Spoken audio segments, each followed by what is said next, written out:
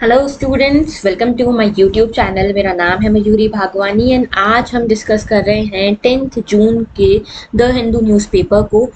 आज के the Hindu analysis को हम शुरू करें उससे पहले मैं आपको बता दूं that you can connect with मी। आप इन 4 मीडियम्स के थ्रू मुझसे कनेक्ट कर सकते हो। टेलीग्राम पे हमारा एक चैनल है मयूरी भागवानी के नाम से। इस चैनल पे आपको हमारे लेक्चर्स की पीडीएफ मिलेगी।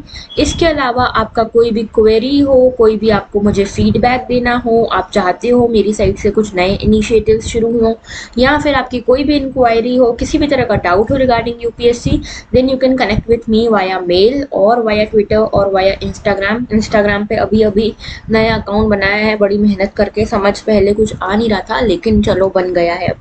ठीक है, चलो आगे बात करते हैं टुडेज पिंच ऑफ पॉजिटिविटी की। Believe creates the actual fact, William James. तो देखो, जब तक आप किसी चीज पे बिलीव नहीं करोगे, जब तक आप कोई फेथ को अपने पास पकड़ के नहीं रखोगे, तब तक आप उसको एक्चुअल फैक्ट में कन्वर्ट नहीं कर सकते। और इसका बहुत बड़ा इम्पैक्ट पड़ता है हमारी लाइफ में। हम जिन चीज़ों पे विश्वास रखते हैं, हमारा जिन चीज़ों पे फेथ होता है, फॉर एग्जाम्पल आपने एक ड्रीम देखा कि आपको एक आईएएस ऑफिसर बनना है। जब तक आपको ये विश्वास नहीं होगा कि आप एक आईएएस ऑफिसर बनोगे, तब तक आप इसको एक एक्चुअल फैक्ट में कन्वर्ट नहीं कर पाओगे। So believe before you make it happen. Okay, so आगे बात करते हैं आज के टॉपिक्स की। GS1 में we have nothing for today. GS2 में हम देखेंगे इंटरनेशनल रिलेशन में ईगन आइलैंड्स के बारे में। इसके अलावा एक एडिटोरियल आया है द रिसेट, बड़ा ही इंटरेस्टिंग सा एडिटोरियल है। बात करेंगे इसमें इंटरनेशनल रिलेशन में किस तरह से जो सिनेरियो है बदल रहा है। ईरान के साथ इंडिया के रिलेशंस वापस से किस तरह से नॉर्मलाइजेशन की तरफ जा रहे हैं, इसकी बात करेंगे। पॉलिटी में बात करेंगे प्रेसिडेंशियल इलेक्शंस की। अभी प्रेसिडेंशियल इलेक्शंस की डेट्स यहाँ पे आ चुकी हैं, तो इसकी बात करेंगे कैसे क्या होता है।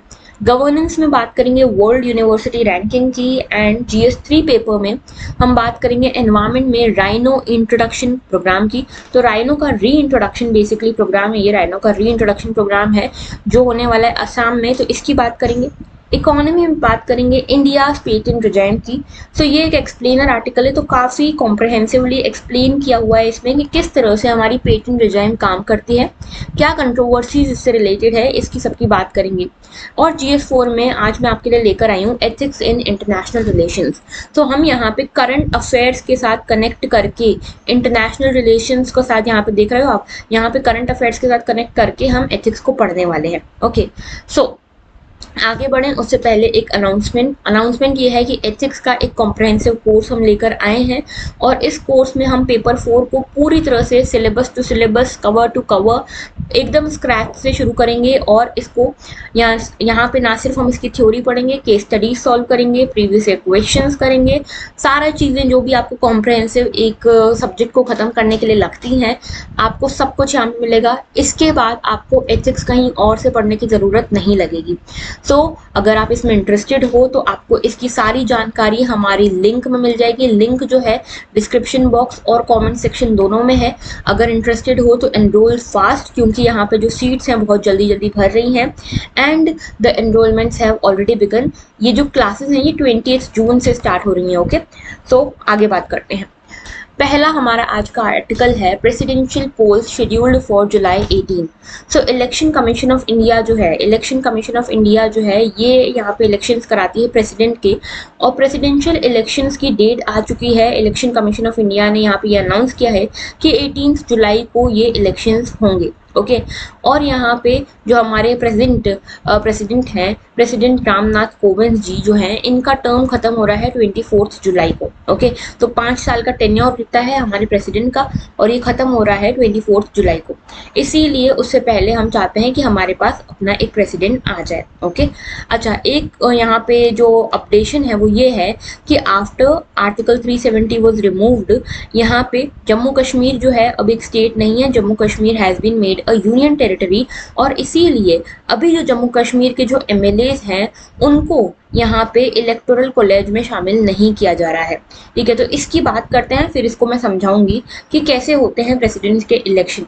तो इंडिया में जो प्रेसिडेंट के इलेक्शन होते हैं वो इनडायरेक्ट तरीके से होते हैं। इनडायरेक्ट तरीके से कैसे होते हैं?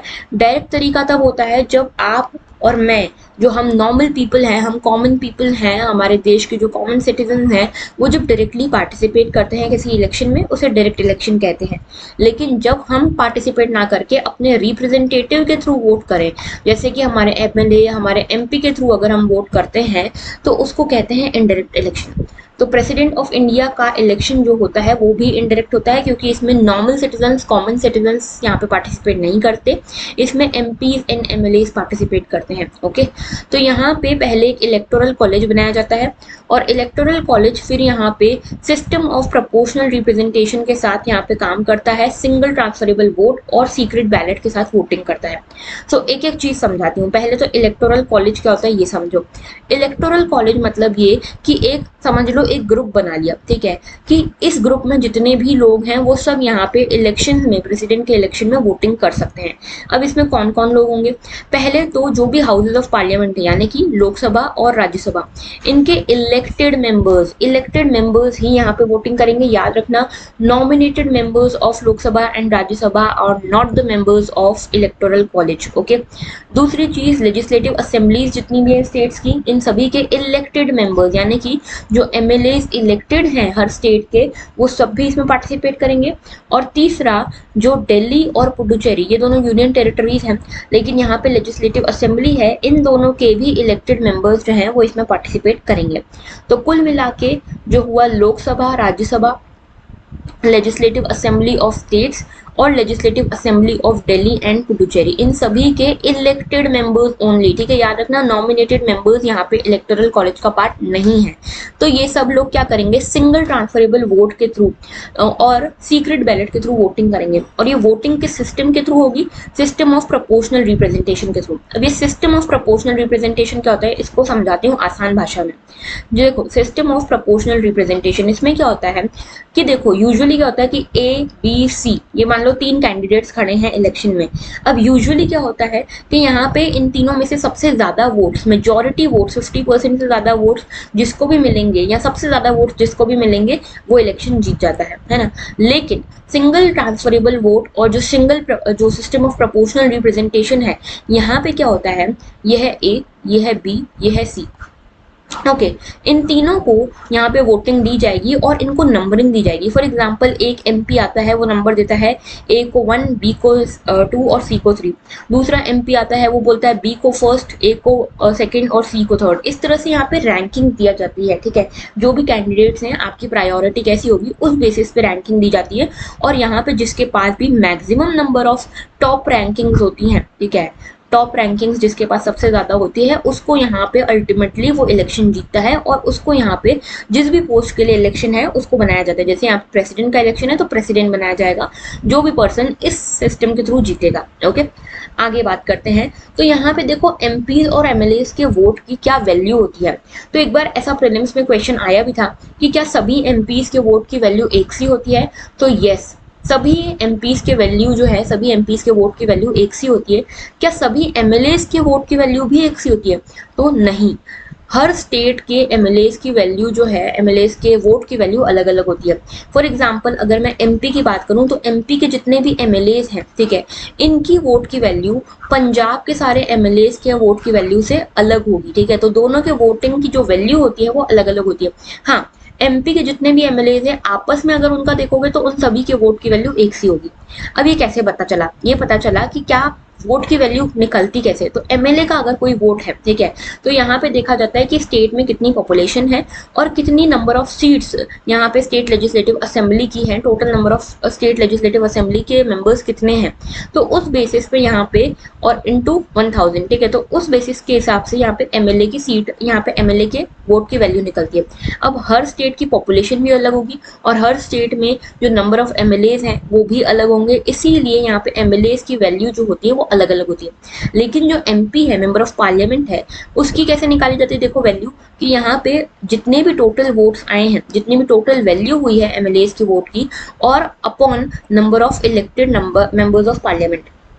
तो देखो यहाँ पे ये तो सब एक ही कॉमन ही है, नेशनल लेवल पे आप देखोगे, सेंट्रल लेवल पे, ठीक है, टोटल वैल्यू हमको पता चल गई कि सारे स्टेट्स के एमएलएस की वैल्यू मिलाकर इतना हो रहा है। और यहाँ पे जो मेंबर ऑफ पार्लियामेंट है इलेक्टेड, उनका एक सम है ठीक है। तो यहाँ पे एमपीज जो है सब एक से रहेंगे, सभी एमपीज की जो वैल्यू है वोट की वो एक सी रहेगी, लेकिन एमएलएस की वोट की वैल्यू अलग अलग रहेगी depending upon the state. Okay, अब यहाँ पे न्यूज ये थी कि जो जब से 370 आर्टिकल हटा है तब से कश्मीर जो है, जम्मू कश्मीर जो है ये यूनियन टेरिटरी है, और अब इसके जो इलेक्टेड मेंबर्स हैं ऑफ लेजिस्लेटिव असेंबली यानी कि इलेक्टेड एमएलए जो भी हैं वो अब इलेक्टोरल कॉलेज का पार्ट अब नहीं रहेंगे। ठीक है, इसके पहले वो इलेक्टोरल कॉलेज का पार्ट हुआ करते थे। ओके, तो ये न्यूज थी। आगे बात करते हैं नेक्स्ट आर्टिकल की। Demilitarized Aegean island Erdogan. तो देखो यहाँ पे टर्की जो है, टर्की कल भी न्यूज में था, आज भी अगेन न्यूज में है। टर्की ने ये कहा है कि टर्की के ये प्रेसिडेंट है अर्दोगन, इन्होंने ये कहा है कि जो ईगन आइलैंड है इनको डीमिलिटराइज करे कौन? ग्रीस। तो देखो आपको लगता है कि इंडिया पाकिस्तान इनके बीच में ही सारे चोचले होते हैं, इंडिया पाकिस्तान के बीच में ही सारे डिस्प्यूट्स होते हैं, ऐसा नहीं है। जितने भी नेबरिंग कंट्रीज हैं maximum of them have some kind of dispute between them. तो वैसा ही यहाँ पे भी केस है। टर्की और ग्रीस ये दोनों जो है नेबरिंग कंट्रीज हैं। ठीक है, टर्की और ग्रीस नेबरिंग कंट्रीज हैं और इनके बीच में एक सी पड़ती है जिसको हम एगन सी कहते हैं। ठीक है, एगन सी। अब ये एगन सी में कुछ यहाँ पे आइलैंड्स हैं, इन आइलैंड्स के ऊपर क्लेम है ग्रीस का। ग्रीस बोलता है कि ये मेरे आइलैंड हैं, लेकिन टर्की ने कहा कि चलो मान लिया तुम्हारे आइलैंड है, लेकिन इनको कम से कम डीमिलिटराइज तो करो, इनके ऊपर मिलिट्री क्यों लगा के रखिए, क्या हमको चमकाने की कोशिश आप कर रहे हो? तो देखो पहले मैं आपको इसका मैप दिखाती हूँ, फिर हम इसके बारे में बात करेंगे। तो देखो ये आपको दिख रही है मेडिटेरेनियन सी। मेडिटेरेनियन सी के जस्ट नीचे अफ्रीका दिखता है, इस साइड पे एशिया दिखता है और ऊपर दिखता है यूरोप। तो मेडिटेरेनियन सी जो है तीनों साइड से अलग अलग कॉन्टिनेंट से घिरी हुई है। ठीक है, अब यहाँ पे देखो एशिया में ये वाला जो रीजन है टर्की का है, और कुछ रीजन जो है एशिया का जैसे टर्की है उसमें से जो टर्की है इसका कुछ रीजन यूरोप में पड़ता है। तो ये वाला जो रीजन है ना ये यूरोप में पड़ता है, और ये वाला जो रीजन है ये टर्की में पड़ता है। इसके अलावा ये देखो यहाँ पे ये ग्रीस दिख रहा है ना, तो ग्रीस और टर्की आपस में बॉर्डर शेयर करते हैं और इनके बीच में जो सी है उसका नाम है ईगन सी। ठीक है, तो ये मेडिटेरेनियन सी के ही नॉर्थ में ईगन सी है और इसके ऊपर ये आयोनियन सी है। आयोनियन सी इसके वेस्ट में है। ठीक है, तो देखो इसकी लोकेशन देख ली, ईगन सी कहाँ है? ग्रीस है, टर्की है। अच्छा, यहाँ पे हमने बात करी थी, ये कौन सी सी है? सी ऑफ मरमरा। कल भी इसकी बात करी थी है ना, सी ऑफ मरमरा है, और सी ऑफ मरमरा के पास में दो स्टेट्स हैं। ये वाले स्टेट को हम कहते हैं डेंड्रिनल स्टेट और ये वाले स्टेट को कहते हैं बॉस्फोरस स्टेट। ठीक है, mapping has become very important. आपने देखा होगा इस बार के प्रीलिम्स में 2 से 3 क्वेश्चन डायरेक्टली मैपिंग से थे, इसीलिए मैप्स दिखाना मेरे लिए इंपॉर्टेंट है आपको। ठीक है, आगे बात करते हैं। एगन सी को थोड़ा सा जूम करके देखते हैं। तो देखो ये वाला जो एरिया है ना ये ग्रीस है। ठीक है, और ये ग्रीस है और ये है टर्की। ठीक है, यहाँ पे बीच में पड़ रहा है ईगन सी। ईगन सी में देखो छोटे छोटे आइलैंड आपको दिखेंगे, लिमनोस, लेस्बोस, इस तरह के छोटे छोटे आइलैंड हैं। ठीक है, अब ये आइलैंड जो है इसके ऊपर ग्रीस क्लेम करता है कि ये मेरे आइलैंड है। ठीक है, लेकिन यहाँ पे टर्की का कहना है कि ठीक है चलो मान लिया तुम्हारे आइलैंड है, लेकिन इनको डीमिलिटराइज तो करो, इनके ऊपर इतनी आर्मी नेवी क्यों लगा रखी तुमने? ठीक है, तो टर्किश प्रेसिडेंट जो है अर्दोगन उन्होंने बोला है इन आइलैंड्स को यहाँ पे डीमिलिटराइज करने के लिए। ठीक है, तो यहाँ पे इनका कहना ये है कि पहले से इनके बीच में डिस्प्यूट था। ठीक है, ग्रीस और टर्की के बीच में दोनों के बीच में डिस्प्यूट है। दोनों ही नाटो के मेंबर्स भी हैं, याद रखना है ना, दोनों ही नाटो के मेंबर्स हैं, लेकिन दोनों के बीच में डिस्प्यूट्स काफी रहते हैं। अब इस किस किस को लेकर, जैसे तो ये ईगन आइलैंड में जो यहाँ पे ईगन सी में जो आइलैंड है उनके ऊपर डिस्प्यूट है। ठीक है, उसके बाद मेडिटेरेनियन में जो मिनरल एक्सप्लोरेशन साइट्स हैं उनके ऊपर डिस्प्यूट है कि किसका यहाँ पे साइट है। ठीक है, अब ऐसे में यहाँ पे कुछ ट्रीटीज साइन हुई है, इन ट्रीटीज के थ्रू यहाँ पे क्लेम्स यहाँ पे रिजॉल्व किए गए हैं। तो इस ट्रीटी में ये लिखा था कि ईगन आइलैंड जो ग्रीस क्लेम कर रहा है, जिसका जो ग्रीस के पास जा रहा है, ग्रीस की अथॉरिटी के पास जा रहा है, उसमें ग्रीस को एक चीज गारंटी करनी पड़ेगी कि यहाँ पे ये अनआर्म्ड स्टेटस इसका रखेगा, अनआर्म्ड यानी कि डीमिलिटराइज्ड रखेगा।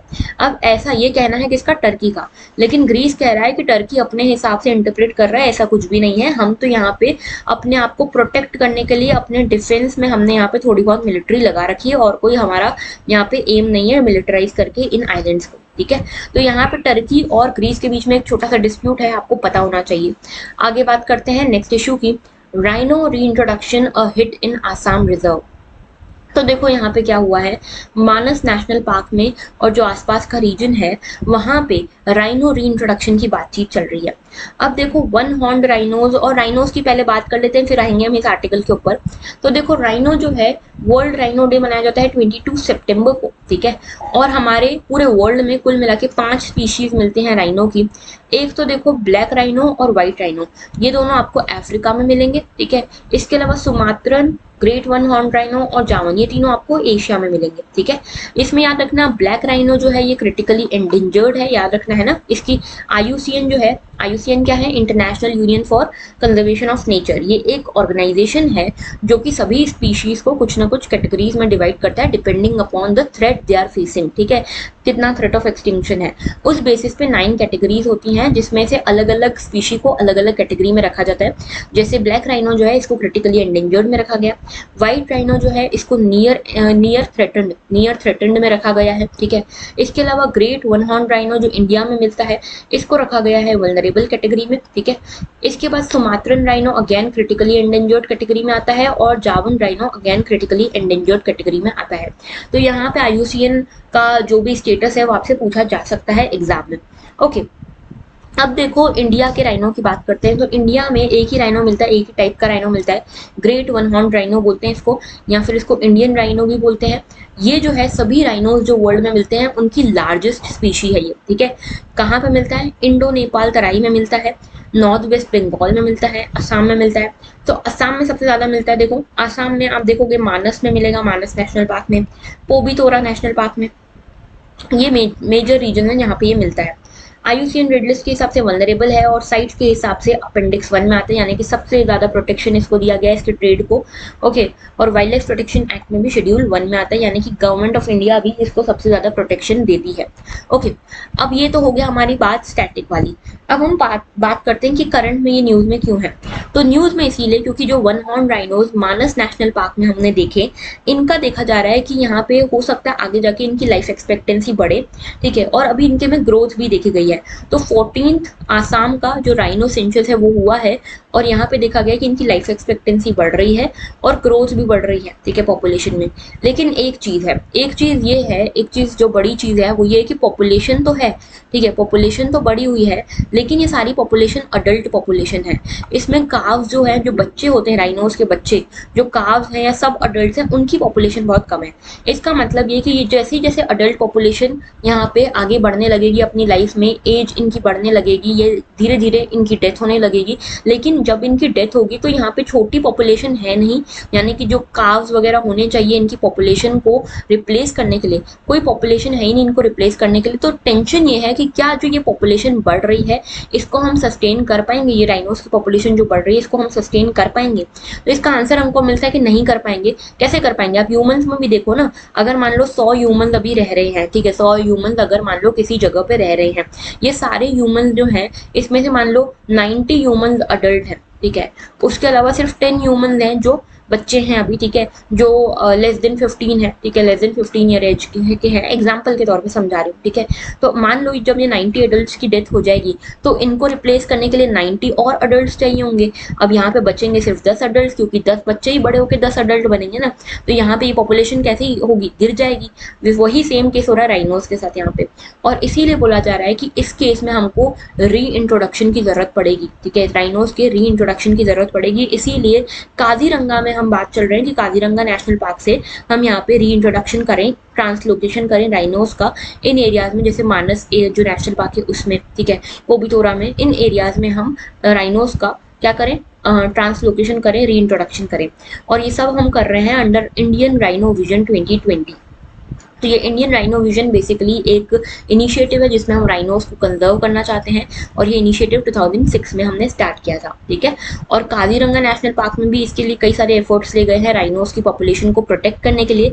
जैसे कि यहाँ पे जो हाईवेज हैं, यहाँ पे एक रूल बनाया गया कि 40 किलोमीटर पर आवर, 40 kmph से ज्यादा स्पीड पे आप यहाँ पे गाड़ी नहीं चला सकते इसके आसपास, क्योंकि यहाँ पे हो सकता है कि एनिमल्स को आप हिट कर दो, राइनोस को आप हिट कर दो, और उसके कारण राइनोस की जान चली जाए, ठीक है। तो ऐसा आप नहीं कर सकते, 40 kmph से ज्यादा आपकी स्पीड नहीं हो सकती व्हीकल्स की, ओके।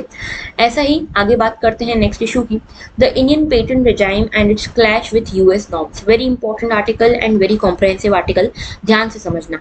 एक रिपोर्ट आई है United state trade representative USTR की एक रिपोर्ट आई है जिसको बोलते हैं स्पेशल 301 रिपोर्ट, ठीक है, स्पेशल 301 रिपोर्ट। इस रिपोर्ट में यूएस बेसिकली ये बताता है कि कौन कौन सी कंट्रीज इंटेलेक्चुअल प्रॉपर्टी राइट्स के हिसाब से कैसा कैसा परफॉर्म कर रही हैं।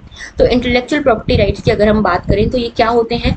Intellectual property rights basically creative rights होते हैं। जैसे मान लो आपने कोई भी चीज, क्रिएटिव चीज बनाई, कोई भी नॉलेज के थ्रू कोई भी क्रिएटिव चीज बनाई, फॉर एग्जाम्पल आपने एक गाना बना दिया, ठीक है, फॉर एग्जाम्पल मैं ये लेक्चर रिकॉर्ड कर रही हूँ, ठीक है, उसके अलावा कोई आपने रिसर्च करी, कोई इन्वेंशन करा, कुछ भी आर्ट फॉर्म बनाया, कोई पेंटिंग बनाई, तो ये सब क्या है? ये आपकी इंटेलेक्चुअल प्रॉपर्टी है, ठीक है, ये आपकी इंटेलेक्चुअल प्रॉपर्टी है। जैसे ये लेक्चर, ये मेरी इंटेलेक्चुअल प्रॉपर्टी है, तो इस लेक्चर के ऊपर मेरे राइट्स हैं, इस लेक्चर को मेरी परमिशन के बिना दूसरा कोई चला नहीं सकता, तो ये मेरा इंटेलेक्चुअल प्रॉपर्टी राइट है, ठीक है। इसी तरह से यहाँ पे अलग अलग प्रॉपर्टी राइट्स होते हैं, बात करेंगे उसकी भी, जैसे पेटेंट होता है, ट्रेडमार्क होता है, ठीक है, कॉपीराइट होता है, ये सब भी होते हैं। अब इन्हीं को लेकर यहाँ पे अलग अलग रिजाइम जो है, अलग अलग देश जो है, उनके अपने अलग अलग लॉज हैं। अब यूएसटीआर यानी कि यूनाइटेड स्टेट्स ट्रेड रिप्रेजेंटेटिव ने जो स्पेशल 301 रिपोर्ट निकाली है, उसमें इन्होंने कहा है कि इंडिया जो है काफी पुअर परफॉर्म कर रहा है इंटेलेक्चुअल प्रॉपर्टी राइट्स में, यानी कि इंटेलेक्चुअल प्रॉपर्टी राइट्स में अभी इंडिया को बहुत ध्यान देने की जरूरत है, क्योंकि इंडिया जो है इनका काफी वायलेशन कर रहा है। कई सारे इश्यूज हैं इंडिया के आईपीआर रिजाइम के साथ कनेक्टेड। इंडिया को इन्होंने प्रायोरिटी वॉच लिस्ट में डाला है, ठीक है, प्रायोरिटी वॉच लिस्ट में उन कंट्रीज को डाला जाता है जिनके जो इंटेलेक्चुअल प्रॉपर्टी राइट्स रिजाइम है उसमें काफी इश्यूज होते हैं। तो जैसे इंडिया के साथ साथ Argentina, Chile, China, Indonesia, Russia और वेनेजुएला, इन सभी कंट्रीज को भी प्रायोरिटी वॉच लिस्ट में डाला गया है, ठीक है। अब जैसे हम पेटेंट की बात कर रहे थे, है ना, पेटेंट क्या होता है? पेटेंट बेसिकली एक एक्सक्लूसिव सेट ऑफ राइट्स होता है आपके किसी भी प्रोडक्ट के ऊपर जो आपने नया बनाया है या फिर उसके प्रोसेस को लेकर। फॉर एग्जांपल कोई दवाई बनी, कोई मेडिसिन आई, तो इसका पेटेंट जो है उस कंपनी को मिलेगा जिसने इसके बारे में रिसर्च करी है, और इसके रिगार्डिंग जो बनाने का तरीका, जैसे प्रोसेस बना जो भी है, उसका भी यहाँ पे पेटेंट होगा। For example Parle ji biscuit आप सभी ने खाया होगा, बचपन से खा रहे हैं सब बच्चे, ठीक है, सब लोग बचपन से खा रहे हैं, तो पार्ले जी बिस्किट जो है ये इसका अपना एक पेटेंट है इस कंपनी के पास, ठीक है, इसको बनाने का जो प्रोसेस है उसका पेटेंट है, ठीक है। और ये सब जो पेटेंट्स मिलते हैं ये इंडियन पेटेंट एक्ट 1970 के अंतर्गत इंडिया में दिए जाते हैं, ठीक है। उसके अलावा कुछ ट्रीटीज भी हैं जो इंटेलेक्चुअल प्रॉपर्टी राइट को यहाँ पे रेगुलेट करती हैं, जैसे कि एक है trips, trade related aspect of intellectual property right, ठीक है, इसको डब्ल्यूटीओ जो है वो रेगुलेट करता है, और 1995 में हमने इसको ट्रिप्स को भी साइन किया हुआ है, ठीक है। तो अभी थोड़ी सी बात कर लेते हैं कि ये क्या क्या है। तो आप यहाँ पे इस स्लाइड के थ्रू देख सकते हो, मैं बहुत ज़्यादा डिटेल में इसके नहीं जाऊँगी। जैसे हम यहाँ पे पेटेंट की बात कर रहे थे, वैसे ही ट्रेडमार्क भी होता है, जोग्राफिकल इंडिकेशन होता है, कॉपीराइट होता है, डिज़ाइन होता है, और प्लांट वेराइटी प्रोटेक्शन भी होता है। ये सब जो है ये इंटेलेक्चुअल प्रॉपर्टी राइट्स के टाइप्स है, ठीक है। तो आप चाहो तो इनके बारे में डिटेल में पढ़ सकते हो। This is a important slide, prelims में आपसे इस बारे में क्वेश्चन पूछा जा सकता है। समझाने के लिए कुछ नहीं है, जो है लिखा हुआ है, आप चाहो तो इसका फोटो ले सकते हो इस स्लाइड का और इसको पढ़ सकते हो, या फिर पीडीएफ जो मैं आपको पोस्ट करूंगी उसमें से भी पढ़ सकते हो। ओके, आगे बात करते हैं। तो देखो इंडिया जो है अभी आईपीआर के कई सारे कन्वेंशन इंडिया ने साइन करे, जैसे कि जो बर्न कन्वेंशन है इसको साइन किया है, बुडापेस्ट ट्रीटी को साइन किया है, ठीक है, इसके अलावा पेरिस कन्वेंशन जो है इसको साइन किया है। तो कुल मिला के इंडिया जो है एफर्ट्स तो मार रहा है पेटेंट जो एक्ट है या फिर जो इंटेलेक्चुअल प्रॉपर्टी राइट्स हैं इसमें अच्छा परफॉर्म करने की, ठीक है। लेकिन जो इंडियन पेटेंट एक्ट है अभी तक उसने did not grant patent protection to pharmaceutical products to ensure that medicine were available at low price. तो देखो इंडिया में एक काम चलता है, इंडिया में क्या होता है, इंडिया क्या है आज भी देखोगे डेवलपिंग कंट्री है, ठीक है, डेवलपिंग कंट्री है। अगर हम यहाँ पे इंडिया में सभी मेडिसिन को इतना ज़्यादा पेटेंट दे देंगे तो यहाँ पे इन मेडिसिन के रेट्स बहुत बढ़ जाएंगे, ठीक है। क्यों रेट्स बढ़ जाएंगे? क्योंकि एक ही मैन्युफैक्चर फिर इस मेडिसिन को बना सकता है, मोनोपोली हो जाएगी, रेट्स बढ़ जाएंगे। रेट्स बढ़ जाएंगे तो क्या नॉर्मल आदमी, हमारे देश का जो नॉर्मल सिटीजन है वो इसको अफोर्ड कर पाएगा? नहीं कर पाएगा, क्योंकि अभी भी हमारे देश में अभी भी पॉवर्टी है, अभी भी हम डेवलपिंग ही हैं, तो अफोर्ड नहीं कर पाएगा। तो हम यहाँ पे चाहते हैं कि पब्लिक हेल्थ इंश्योर हो और हमारे देश में ये मेडिसिन की कम से कम अफोर्डेबिलिटी वाला इशू ना हो। इसीलिए जो पेटेंट वाले जो राइट्स होते हैं मेडिसिन वाले सेक्टर में, फार्मास्यूटिकल वाले सेक्टर में, आज भी हमारे देश में उसके ऊपर काफी बवाल मचा रहता है। काफी सारी कंट्रीज जो है उस पर बवाल मचा के रखती हैं, ठीक है। तो अभी भी हमने इनको प्रॉपर्ली पेटेंट राइट्स नहीं दिए हैं, किसको? फार्मास्यूटिकल कंपनीज को। क्यों नहीं दिए हैं ये मैंने आपको समझाया। ओके अब यहाँ पे स्पेशल 301 रिपोर्ट जो है इसमें ये कहा गया है कि इंडिया जो है इस तरह के काम कर रहा है, यहाँ पे पेटेंट के राइट्स नहीं दे रहा है कंपनीज को, ठीक है, और यहाँ पे जो ट्रेडिंग पार्टनर्स हैं उनको इससे दिक्कत है, ठीक है। तो इंडिया के सेक्शन में इन्होंने हाईलाइट किया कि बहुत सारे इश्यूज हैं इंडिया की आईपीआर रिजाइन के साथ, जैसे कि कॉपीराइट का इशू है, ट्रेडमार्क में इशू है, जैसे पायरेसी बहुत होती है इंडिया में, ठीक है, ट्रेड सीक्रेट्स जो है वो यहाँ पे खुल जाते हैं तो इसकी कॉपी हो जाती है। उसके अलावा इंडिया जो है मोस्ट चैलेंजिंग मेजर इकोनॉमी है जिसमें इंटेलेक्चुअल प्रॉपर्टी राइट्स का यहाँ पे प्रोटेक्शन और एनफोर्समेंट नहीं हो पा रहा। तो मैं आपको समझाती हूँ कि अमेरिका को, यानी कि यूएस की रिपोर्ट है, तो यूएस को इतनी क्या दिक्कत है। तो देखो दिक्कत ये है कि जितनी भी फार्मास्यूटिकल कंपनीज है majority of them are from US, ठीक है। तो मैन्युफैक्चरिंग कंपनीज जो है फार्मास्यूटिकल वाली ये यूएस बेस्ड है। अब यहाँ पे ये कंपनीज जो है ये इंडिया में आती हैं, इंडिया में कोई मेडिसिन बनाती हैं और बेचती हैं, ठीक है, लेकिन इंडिया में इनको इंटेलेक्चुअल प्रॉपर्टी राइट्स उतने नहीं मिलते जितने यूएस में मिलते हैं। अब इसके कारण क्या होता है कि ये कंपनीज बौखला जाती हैं कि हमारा यहाँ पे सबसे ज्यादा प्रॉफिट होना चाहिए, हमारा नहीं हो रहा है उतना प्रॉफिट, तो इसीलिए यूएस को भी यहाँ पे टैक्सेस वगैरह नहीं मिलते। तो यूएस को भी ये लगता है कि इंडिया अगर प्रॉपरली यहाँ पे इंटेलेक्चुअल प्रॉपर्टी जो रिजाइम है अगर इसको एनफोर्स करता है तो यूएस को भी प्रॉपर टैक्सेस मिल पाएंगे, यूएस का भी रेवेन्यू आ पाएगा। लेकिन इंडिया ये नहीं करता क्योंकि इंडिया को अपने देश के जो देशवासी हैं उनके पब्लिक हेल्थ का ख्याल है, इसीलिए, ठीक है। तो अब यहाँ पे देखो आगे बात करते हैं। तो यूएसटीआर जो है इसी तरह के बहुत सारे उन्होंने इश्यूज पहले भी उठाए हैं 2021 में भी, ठीक है। तो अब देखो सामने वाली पार्टी आपको कुछ भी कह सकती है, उन्हें आपकी सिचुएशंस को समझना नहीं आता, लेकिन आपको अपनी सिचुएशंस पता है, इसीलिए इंडिया इसको बदल नहीं रहा, इंडिया इसी को कंटिन्यू कर रहा है। यूएस काफी लंबे समय से उसको प्रॉब्लम है हमारी इंडिया की जो इंटेलेक्चुअल प्रॉपर्टी रिजाइम है उससे, ठीक है। अब देखो यहाँ पे इंडिया ने एक पार्लियामेंट्री स्टैंडिंग कमेटी यहाँ पे लाई है, जिस कमेटी का काम ये होगा कि ये जो इंटेलेक्चुअल प्रॉपर्टी राइट्स रिजाइम है हमारे देश में उसको रिव्यू करे, ठीक है। तो अभी एक जो पॉइंट ऑफ कंटेंशन है, ठीक है, एक जो पॉइंट ऑफ कंटेंशन है बिटवीन यूएस एंड इंडिया, वो सबसे बड़ा पॉइंट ऑफ कंटेंशन है article 3D of Indian patent act. तो जो पेटेंट एक्ट है 1970 का, इसका जो आर्टिकल 3D है वो यहाँ पे जो है सबसे ज्यादा कंट्रोवर्सी में होता है, सबसे ज्यादा कॉन्ट्राडिक्टरी होता है यूएस के साथ, ठीक है। यहाँ पे इस आर्टिकल 3D में ये कहा गया है कि मान लो कोई कंपनी है ए, इस कंपनी ने यहाँ पे मान लो एक गोली बनाई डिस्प्रिन फॉर एग्जांपल, है ना, डिस्प्रिन जो सिर के दर्द की गोली होती है वो बनाई इन्होंने, ठीक है। अब इसमें इनको पेटेंट मिल गया, ठीक है। अब ये पेटेंट इनको सिर्फ 10 साल के लिए मिला है, 10 ईयर्स के लिए, ठीक है। अब इनको पता है 10 ईयर्स के बाद ये जो पेटेंट है ये बाहर आ जाएगा और दूसरे जो लोग हैं, जो दूसरे मार्केट है इंडिया में, वो इसी मेडिसिन को कम रेट्स में बना लेंगे और कम रेट्स में बेचेंगे। तो ये क्या करता है, जैसे ही 9 साढ़े 9 साल खत्म होते हैं, ये क्या करता है, ये बोलेगा कि हमको एक नया एडवांटेज मिला है डिस्प्रिन का, कि डिस्प्रिन से ये चीज भी क्योर होती है, या फिर ये बोलेंगे कि हमने इसमें एक छोटा इंग्रेडिएंट और ऐड किया है, ठीक है। तो बेसिकली इन्होंने कुछ ज्यादा फर्क यहाँ पे पड़ता नहीं है, प्रोडक्ट के ऊपर कुछ ज्यादा चेंजेस लाए नहीं होते हैं, लेकिन बस इनको अपना पेटेंट जो है उसको वापस से रिन्यू कराना होता है कि हमने देखो फिर नई चीज करी तो आप हमको नया पेटेंट दो। तो इसको कहते हैं एवरग्रीनिंग, एवरग्रीनिंग ऑफ पेटेंट, ठीक है, evergreening of intellectual property rights. तो इसका यहाँ पे इंडिया जो है, इंडियन गवर्नमेंट जो है वो विरोध करती है, और इंडियन गवर्नमेंट ने आर्टिकल 3D जो है ऑफ इंडियन पेटेंट एक्ट, उसमें ये कहा गया है कि जो छुटका मुटका अगर आप चेंजेस करते हो इंग्रेडिएंट्स में या एडवांटेजेस में या प्रोसेस में, उसके लिए हम वापस से आपको पेटेंट नहीं देंगे, ठीक है। उसके लिए हम आपको फिर से पेटेंट नहीं देंगे, उसके बाद 10 साल के बाद आपका पेटेंट खत्म हो जाता है, उसके बाद ये सब लोग आपका जो प्रोडक्ट है उसको बना सकते हैं, ठीक है। तो इसको लेकर अमेरिका को बहुत मिर्ची लगी है, क्योंकि यहाँ पे मेनली जो डिसएडवांटेज पे है वो यूएस की जो मेडिसिन मैन्युफैक्चरिंग कंपनीज हैं वो है, ठीक है। तो यहाँ पे ऐसा हो रहा है। अब देखो यहाँ पे आगे बात करते हैं। पार्लियामेंट्री स्टैंडिंग कमेटी ने ये बोला है कि हम ऐसा क्यों कर रहे हैं। देखो हमने ट्रिप्स का कोई भी प्रोविजन यहाँ पे वायलेट तो करा नहीं है, ठीक है, हम यहाँ पे सब चीजें फॉलो कर रहे हैं, लेकिन यहाँ पे हमारे जेन्युइन कंसर्न है। जेन्युइन कंसर्न क्या है ये हमने समझाया है। ट्रिप्स एग्रीमेंट में एक दोहा डिक्लेरेशन भी हुआ था, इस दोहा डिक्लेरेशन में भी हमारे जेन्युइन कंसर्न जो थे उनको रखा गया था और इन्होंने माना हमारे जेन्युइन कंसर्न को। जैसे कि दोहा डिक्लेरेशन की बात करते हैं, दोहा डिक्लेरेशन जो 2021 में WTO के मेंबर्स के बीच में साइन हुआ था। ये डिक्लेरेशन ये बोलता है कि आपको बैलेंस करना पड़ेगा, ठीक है।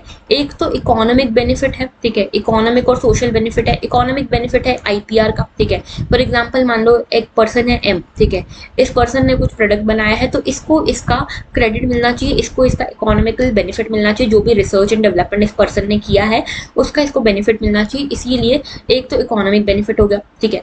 दूसरा है सोशल बेनिफिट, ठीक है। जो चीज एम ने बनाई है, जो प्रोडक्ट एम ने बनाया है, उसका सोसाइटी को भी तो बेनिफिट मिले।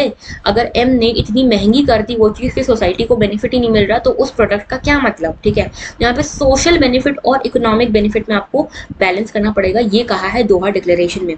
तो बेसिकली दोहा डिक्लेरेशन ये कहता है कि IPR, एक तो इंटेलेक्चुअल प्रॉपर्टी राइट्स और पब्लिक हेल्थ, ठीक है, इसके बीच में हमको बैलेंस करना पड़ेगा, ठीक है। और इंडिया, जैसे इंडिया क्या कर रहा है, इंडिया जो है पब्लिक हेल्थ को भी बैलेंस कर रहा है IPR के साथ, ठीक है। अगर हम ऐसा ना करें तो क्या होगा, इंडिया में छुटकी मुटकी गोलियां भी आपको बहुत ज्यादा प्राइस में मिलेंगी और हम उसको अफोर्ड ही नहीं कर पाएंगे, तो हमारी पब्लिक हेल्थ कैसी होगी, डिटोरिएट करेगी।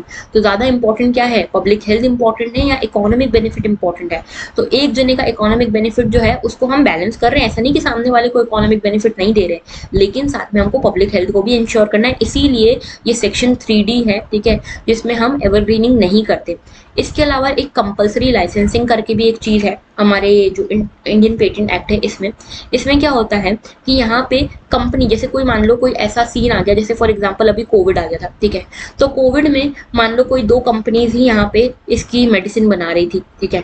तो यहाँ पे गवर्नमेंट ये बोलती है, जैसे वैसे यूजुअल सिनेरियो में क्या होता है कि इन दोनों कंपनीज को यहाँ पे इंटेलेक्चुअल प्रॉपर्टी राइट्स इनके मिलते, पेटेंट वगैरह मिलता, तो 10 साल तक इनका जो मेडिसिन है वो कोई और नहीं बना सकता था। लेकिन फॉर एग्जांपल कोविड आया, इतना खतरनाक सिनेरियो आ गया, पेंडेमिक आ गया, तो ऐसे एक्सेप्शनल जो सिनेरियोज है उसमें हम क्या कर सकते हैं कि इनका जो IPR राइट है इसको खत्म कर सकते हैं और सभी को अलाउ कर सकते हैं कि सभी लोग इस तरह की मेडिसिन बना सकते हैं, ठीक है। तो यहाँ पे जेनेरिक मेडिसिन बनना शुरू हो जाती है। जेनेरिक मेडिसिन क्या होती है कि सेम होती है, मेडिसिन सेम होती है, सेम क्वालिटी, सेम इंग्रेडिएंट्स, ठीक है, कुछ थोड़ा बहुत केमिकल फॉर्मूला जो है वो सेम होता है, बहुत ज्यादा डिफरेंस नहीं होता, मतलब सब कुछ सेम है, एफिशिएंसी भी सेम है, बस ब्रांड का नेम नहीं है, ठीक है। ब्रांडिंग इसकी नहीं होती और ब्रांड नेम नहीं होता, इसीलिए यहाँ पे इसके जो रेट्स होते हैं, प्राइसेस होते हैं, कम होते हैं और इसीलिए ये इतनी अफोर्डेबल होती है। और इंडिया की एक चीज ये भी है, इंडिया भी थोड़ा सा नटखट तो है ही। इंडिया क्या करता है, अपने देश में तो जेनेरिक मेडिसिन बनाते ही है, दूसरे देशों को एक्सपोर्ट भी करता है। तो ऐसे चक्कर में क्या होता है, जो ये मैन्युफैक्चरिंग कंपनी है US की, इनका और ज्यादा लॉस बढ़ जाता है, ठीक है। तो यहाँ पे ये पूरा आर्टिकल है जो हमारे बेसिकली जो हमारी IPR रिजाइम है उसको डिस्कस करता है। लेकिन ये दोहा डिक्लेरेशन हुआ, ठीक है, ट्रिप्स का, इसमें ये कहा गया कि इंडिया को US के साथ जो भी उसके डिस्प्यूट्स है रिगार्डिंग IPR, इसको सॉल्व कर लेना चाहिए वाया बायलैटरल डायलॉग, ठीक है। लेकिन यहाँ पे ये भी हमको समझ में आना चाहिए कि इंडिया के एफर्ट्स को भी यहाँ पे रिकॉग्नाइज किया गया है, जो ये जो स्पेशल 301 रिपोर्ट है उसमें। जैसे इंडिया ने अभी अभी वीपो के कई सारे, जो वीपो क्या है, वर्ल्ड इंटेलेक्चुअल प्रॉपर्टी ऑर्गेनाइजेशन, इसके कई सारी ट्रीटीज साइन करी है, जैसे कि एक फोनोग्राम ट्रीटी है, एक कॉपीराइट ट्रीटी है, ठीक है, एक इंटरनेट ट्रीटीज है, नाइस एग्रीमेंट है। ये सब जो है ये इंटेलेक्चुअल प्रॉपर्टी राइट से रिलेटेड ही एग्रीमेंट्स है जिसको इंडिया ने अभी अभी साइन किया है, ठीक है। तो इंडिया एफर्ट्स कर रहा है, लेकिन इंडिया यहाँ पे पब्लिक हेल्थ के साथ मैनेज करते हुए चल रहा है इंटेलेक्चुअल प्रॉपर्टी राइट्स को। आई होप ये पूरा आर्टिकल आपको क्लियर है। आगे बात करते हैं नेक्स्ट इशू की, IISc बेंगलुरु टॉप यूनिवर्सिटी। तो देखो यहाँ पे QS की जो वर्ल्ड यूनिवर्सिटी रैंकिंग है वो आई है, और इंडिया की IISc यानी कि जो इंडियन इंस्टीट्यूट है, Indian institute of science Bengaluru, इसको रैंक मिली है 155th।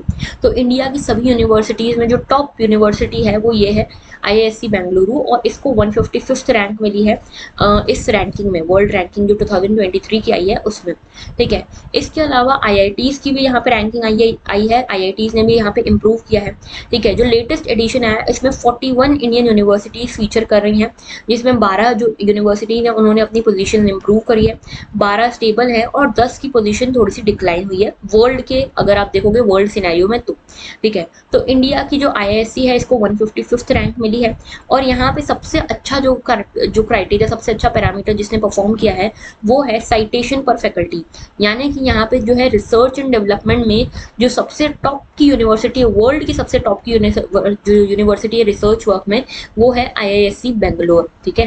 तो ये इंडिया के लिए एक बहुत अच्छी बात है, इंडियन एजुकेशन सिस्टम के लिए बहुत अच्छी बात है। और ये बताया गया है कि जो IISc बेंगलुरु है ये फास्टेस्ट ग्रोइंग यूनिवर्सिटी है पूरे साउथ एशिया की, ठीक है, टॉप 200 में आई है। इसके अलावा IIT बॉम्बे जो है, IIT बॉम्बे का भी नाम आया है 172nd रैंक पे। इसके अलावा IIT दिल्ली है, IIT मद्रास है, IIT कानपुर है, ये सब का भी नाम आया है, ठीक है। इसके अलावा एक OP जिंदल ग्लोबल यूनिवर्सिटी है, ये प्राइवेट यूनिवर्सिटीज में, इंडिया की प्राइवेट यूनिवर्सिटीज में टॉप पे है, 701 से 750 रैंकिंग इसकी है, ठीक है। इसके अलावा मणिपाल एकेडमी है, उसके अलावा MIT एजुकेशन यूनिवर्सिटी है, इन सबको यहाँ पे रैंकिंग मिली है, ठीक है। एक लोकल आर्ट्स को लेकर, जो लोकल इंस्टीट्यूशन है परफॉर्मिंग आर्ट्स को लेकर, उसको भी यहाँ पे एक टैग मिला है, जैसे अमृत विश्व विद्यापीठम, ये जो है यूनिवर्सिटी है, लोकल इंस्टीट्यूशन है परफॉर्मिंग आर्ट्स का, ठीक है, इसको मिली है यहाँ पे रैंकिंग 411, ठीक है। इस तरह से यहाँ पे आपको थोड़ा सा पता होना चाहिए कि हमारे देश में रैंकिंग जो है अच्छी मिल रही है, जो एजुकेशनल इंस्टीट्यूशन है, इसको आप कोट कर सकते हो अपने आंसर्स और ऐसे वगैरह में कि किस तरह से एजुकेशन जो है हमारे देश में अच्छा परफॉर्म कर रहा है। आगे बात करते हैं आज के एडिटोरियल की, टाइज रीसेट। तो देखो ये पूरा एडिटोरियल जो है इंडिया ईरान रिलेशंस के बारे में है। तो पहले देखो इंडिया ईरान रिलेशंस के बारे में हम कुछ चीजें समझते हैं, ठीक है। इंडिया ईरान रिलेशंस काफी अच्छे रिलेशंस थे इससे पहले, ठीक है, एक लंबे समय से अच्छे रिलेशन आ रहे थे हमारे बीच में। इन्वेस्टमेंट इंडिया ने काफी किया है ईरान के अंतर्गत, ठीक है। दूसरा, ईरान से हमारा ऑयल हम काफी ज्यादा इंपोर्ट करते थे, मेजोरिटी ऑयल जो था हम ईरान से ही इंपोर्ट करते थे, ठीक है। इसके अलावा हमने यहाँ पे चाबहार पोर्ट बनाया था, चाबहार पोर्ट जो था इसके थ्रू हम एक तो जो हमारा जो भी ट्रेड होता है ऑयल का या जिस भी चीज का, उसको हम डायरेक्टली सी रूट से करना चाह रहे थे बाय बाईपासिंग पाकिस्तान, ठीक है, बाईपासिंग पाकिस्तान, इसके थ्रू हम करना चाह रहे थे, ठीक है। और दूसरा हमारा एम ये भी था कि हम अफगानिस्तान में अपनी स्ट्रेटेजिक डेप्थ को बढ़ाएं वाया ईरान, ठीक है, थ्रू चाबहार प्लेटफॉर्म, ओके। इसके साथ साथ हम चाइना को भी काउंटर करना चाहते थे, क्योंकि चाइना ने भी पाकिस्तान में एक ग्वादर पोर्ट बनाया था और इसी को काउंटर करने के लिए इंडिया का चाबहार पोर्ट था ईरान में। तो इस तरह से मतलब रिलेशन कुल मिला के काफी अच्छे चल रहे थे। लेकिन फिर क्या हुआ, 2015 में एक न्यूक्लियर डील साइन हुई, ठीक है। न्यूक्लियर डील कैसी साइन हुई, ईरान और जो वेस्टर्न कंट्रीज हैं, जो P5 कंट्रीज हैं, उनके साथ जर्मनी और EU भी आते हैं, तो इनके बीच में एक डील साइन हुई कि यहाँ पे ईरान जो है अपने न्यूक्लियर वेपन्स को अब धीरे धीरे यहाँ पे डिस्ट्रॉय करेगा और इसके बदले जो ये सारी कंट्रीज हैं ये इसको रिकॉग्निशन देंगी, इसके ऊपर जितने भी सैंक्शंस हैं उसको हटा देंगी। ये बढ़िया डील साइन हुई थी। उसके बाद इंडिया का काम बिल्कुल चकाचक चल रहा था, झकास फॉर्म में चल रहा था। लेकिन क्या हुआ, बीच में 2018 में ट्रंप आ गए, US के प्रेसिडेंट बन गए और ट्रंप ने यूनिलैटरली, ठीक है, यूनिलैटरली इस डील से यहाँ पे विड्रॉ कर लिया। अब इसके कारण क्या हुआ, विड्रॉ करने के कारण ईरान के ऊपर फिर से सारे सैंक्शंस लग गए। US ने सबसे ज्यादा सैंक्शंस लगाए ईरान के ऊपर और US ने ये कहा कि जो भी कंट्री ईरान के साथ ट्रेड करेगी हम उसके ऊपर भी सैंक्शंस लगाएंगे, और ये कहा अंडर काटसा एक्ट, ठीक है। काटसा एक्ट है US का, जिसके अंतर्गत उन्होंने ऐसा कहा। अब कुल मिला के क्या हुआ कि ईरान यहाँ पे फंस गया, और ईरान फंसा तो इंडिया भी फंसा, क्योंकि इंडिया की इन्वेस्टमेंट, इंडिया का ऑयल, इंडिया का ये चाबहार पोर्ट, ये सब कुछ रुक गया, ठीक है। अब ऐसे में अब वापस से सिनेरियो कुछ ऐसा बन रहा है कि हमारे देश में हम फिर से ईरान का स्वागत कर रहे हैं और किसी ना किसी तरह से हम ईरान के साथ वापस से अपने रिलेशंस को नॉर्मलाइज करने की कोशिश कर रहे हैं। अब इसमें जो हमारा आज का टाइम है, जो जियोपॉलिटिकल सिचुएशन है, वो बड़ा साथ दे रही है। कैसे, देखो यहाँ पे क्या हुआ, पहली चीज तो ईरान के फॉरेन मिनिस्टर जो है वो इंडिया आए विजिट पे, ठीक है, पहली चीज तो ये हुई। और दूसरी चीज ये हुई कि ईरान जो है OIC का मेंबर है, ऑर्गेनाइजेशन ऑफ इस्लामिक कॉर्पोरेशन का मेंबर है, ठीक है। ऑर्गेनाइजेशन ऑफ इस्लामिक कॉर्पोरेशन के साथ इंडिया की बनती नहीं। अभी रिसेंटली भी इन्होंने उल्टी सीधी बात कही थी इंडिया के बारे में कि इंडिया में कम्युनलिज्म बहुत है और ये सब चीजें बहुत है। आपको मैंने बताया था, अभी 1-2 दिन पहले हमने आर्टिकल डिस्कस भी किया था। तो OIC के साथ इंडिया की नहीं बनती और OIC इंडिया के अगेंस्ट कुछ भी बयान देता है। अब ऐसे में ईरान जो है, ईरान OIC का एक मेजर मेंबर है, लेकिन फिर भी ईरान ने इंडिया की साइड ली है कि नहीं, इंडिया में ऐसा कोई भी कम्युनलिज्म वगैरह वाला सीन नहीं है, इंडिया सभी के ह्यूमन राइट्स को प्रोटेक्ट करता है, ठीक है। तो पहला तो कॉन्टेक्स्ट ये हो गया कि यहाँ पे ये दिखाता है कि ईरान और इंडिया के रिलेशन आज भी काफी अच्छे हैं। दूसरी चीज, अभी कुछ दिन पहले ही इजराइल के डिफेंस मिनिस्टर हमारे यहाँ से होके गए हैं। तो अब ऐसा सीन चलता है कि जो मिडिल ईस्ट है, यहाँ पे 3 पार्टीज हैं, एक है ईरान, दूसरा है इजराइल और तीसरा है सऊदी अरेबिया, ठीक है, सऊदी अरेबिया।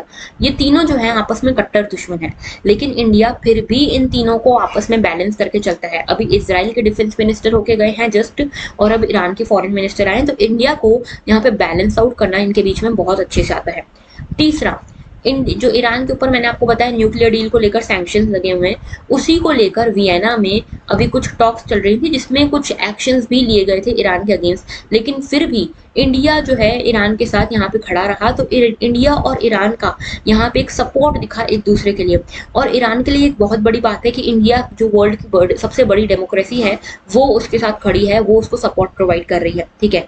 चौथा, यहाँ पे जब अफगानिस्तान में सिचुएशंस बदलने लगी, तालिबान वगैरह आने लगा, तो ऐसे में इंडिया और ईरान ने साथ में कोऑपरेट करके अफगानिस्तान के ऊपर डिस्कशन भी किया है कि अफगानिस्तान में हम किस तरह से मदद कर सकते हैं। अभी आपको पता है अफगानिस्तान में इंडिया का एक डिप्लोमेटिक ग्रुप भी गया है, ठीक है, वहाँ की सिचुएशन देखने के लिए, वहाँ के लोगों से मिलने के लिए, उधर एड पहुंचाने के लिए, ठीक है। पांचवी चीज, चबाहर पोर्ट हमारा फिर से फंक्शनल हो सकता है अगर इंडिया और ईरान के रिलेशन अच्छे हो जाते हैं। अब ऐसे में इंडिया के जो फॉरेन मिनिस्टर हैं उन्होंने ये कहा है, यूएस से कहा है बेसिकली, कि अगर आप चाहते हो कि यूक्रेन रशिया वॉर चल रहा है ना, यूएस कब से कह रहा है कि इंडिया को कह रहा है कि आप रशिया से रिलेशन तोड़ो, आप रशिया से ऑयल वगैरह मत लो, नेचुरल गैस वगैरह मत लो। अगर इंडिया ने ये कहा है कि यूएस अगर चाहता है कि रशिया के साथ हम ट्रेड ना करें तो हमको कोई अल्टरनेटिव दे, तो अल्टरनेटिव के तौर पे हमको ईरान दे दो तुम, कि आप हमको ईरान से प्रॉपर्ली परमिशन करने दो, बिल्कुल सॉवरेनिटी के साथ, आप बीच में दखल मत दो। अगर आप ऐसा करते हो तो हम रशिया के साथ ट्रेड करना बंद कर देंगे, हमको कोई ना कोई तो अल्टरनेटिव चाहिए ना, देखो तो हम सारे अल्टरनेटिव तो अपने खो नहीं सकते। तो बेसिकली यूएस से भी ये बेसिकली इंडिया ने कहा है कि हम ईरान के साथ ट्रेड करना चाहते हैं, अगर आप चाहते हो कि हम रशिया के साथ कम कर दें ट्रेड, तो आप हमको ईरान के साथ ट्रेड करने दो शांति से, ठीक है। इसके अलावा देखो यहाँ पे कई सारे प्रोमिसेस थे पुराने हमारे, जो हमारे ऐसे ही रह गए, अनफुलफिल्ड से रह गए। जैसे कि हमारे यहाँ पे रिजर्व जो थे वो बढ़ाने थे, हमको इन्वेस्टमेंट बढ़ाना था, चबाहर रेल प्रोजेक्ट हमको डेवलप करना था, ट्रेड डेवलप करना था, ठीक है। लेकिन ये सब कुछ अधूरा रह गया because of so many sanctions from the western countries, और जो यहाँ पे न्यूक्लियर डील आ गई बीच में, ठीक है, उसके कारण ये सब हो गया, जो सैंक्शंस लग गए ईरान के ऊपर, इसके कारण। तो अभी क्या हो गया, हमारा ट्रेड बहुत घट गया है। एक टाइम था जब $17 बिलियन का हमारे ट्रेड होता था इंडिया और ईरान के बीच में, लेकिन आज सिर्फ $2 बिलियन का रह गया। ऐसे में अब ईरान भी अपने लिए अल्टरनेटिव ढूंढ रहा है, तो ईरान अब चाइना की तरफ देख रहा है, और इंडिया बिल्कुल नहीं चाहता कि ईरान चाइना की तरफ देखे, क्योंकि अल्टीमेटली चाइना हमारा एक कॉम्पिटिटर है, ठीक है, और इंडिया ईरान की अच्छी बनती थी पहले तक, ठीक है। तो इंडिया चाहता है ईरान के साथ अभी भी वो इन्वॉल्व रहे, और इंडिया ईरान के साथ आगे अपने रिलेशंस को अच्छा करे। अभी एक चैलेंज ये भी था कि इंडिया जो है उसने एक एंटी ईरान कोएलिशन को ज्वाइन कर लिया। एंटी ईरान कोएलिशन, इसको ऐसे देखा जा रहा है, ये एंटी ईरान कोएलिशन एक्चुअल में है नहीं, इसमें इजराइल, इंडिया, यूएई और यूएस, ये चारों हैं यहाँ पे, ठीक है, इसीलिए इसको एंटी ईरान देखा जा रहा था। लेकिन जो यहाँ पे फॉरेन मिनिस्टर है ईरान के, इनकी जब से विजिट हुई है तो ये देखा जा रहा है कि शायद हो सकता है जो ट्रेडिशनली स्ट्रॉन्ग टाइज थे उनको फिर से एक मौका मिले वापस से स्ट्रॉन्ग होने का, रिलेशन को अच्छा करने का, ठीक है। तो ये पूरा था article about the recent India Iran relation development. Okay, आगे बात करते हैं। हमने बात करी थी एथिक्स इन इंटरनेशनल रिलेशन की, मैंने आपको कहा GS4 में मैं आपको बताऊंगी। तो GS4 में हम एथिक्स इन इंटरनेशनल रिलेशन अभी डिस्कस कर रहे हैं। तो इंटरनेशनल रिलेशन में आप एथिक्स को कैसे देख सकते हो, तो देखो ये भी आज का एडिटोरियल है, ये मैंने डिस्कस इसीलिए नहीं किया क्योंकि इंडस वाटर ट्रीटी के ऊपर ये पूरा आर्टिकल है, और इसको हम अभी तक 10 बार डिस्कस कर चुके हैं। इंडस वाटर ट्रीटी को सब वही सेम चीजें लिखी हुई है, जो नई चीजें लिखी हुई है वो मैंने यहाँ पे हाईलाइट की है, ठीक है। तो देखो इंडस वाटर ट्रीटी जो है वो एक यहाँ पे हमारे एथिक्स को दिखाती है इंटरनेशनल रिलेशन में। कैसे, देखो इंडस रिवर जो है, इंडस रिवर इंडिया से फ्लो करती है, ठीक है। India is the upper riparian state, यानी कि जो इंडस का जो पूरा फ्लो है वो इंडिया के हाथ में। अगर इंडिया चाहे तो पूरी तरह से इंडस वाटर को कंट्रोल कर सकता है, चाहे तो पाकिस्तान में जाने से रोक सकता है। अब आपको पता है इंडिया पाकिस्तान रिलेशंस कैसे हैं, लेकिन फिर भी इंडिया जो है इतना यहाँ पे टॉलरेंट है, इतना कंपैशनेट है, टॉलरेंस, कंपैशन, और एक और चीज सेंसिटिविटी टूवर्ड्स ह्यूमन लाइफ, ठीक है, सेंसिटिव है टूवर्ड्स ह्यूमन लाइफ। ये तीनों जो वैल्यूज हैं इंडिया के लीडरशिप में देखने को मिलती है, इंडिया के वैल्यूज में देखने को मिलती है, ठीक है, कि हमारे पास ये सारी वैल्यूज हैं और आज भी हम वसुधैव कुटुंबकम के प्रिंसिपल में बिलीव करते हैं।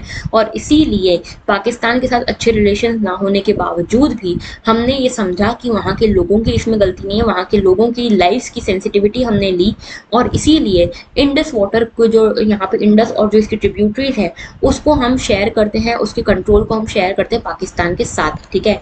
तो इंडस वाटर ट्रीटी बेसिकली यही है कि इंडस, झेलम और चिनाब का जो पानी है इसको पाकिस्तान यूज कर सकता है, 80% पाकिस्तान यूज़ करेगा, 20% इंडिया यूज़ करेगा, और बाकी जो बाकी ईस्टर्न जो रिवर्स है, जैसे कि कौन कौन सी, रावी, ब्यास और सतलुज, इसको इंडिया यूज़ करेगा। ठीक है, तो ये ट्रीटी है बेसिकली।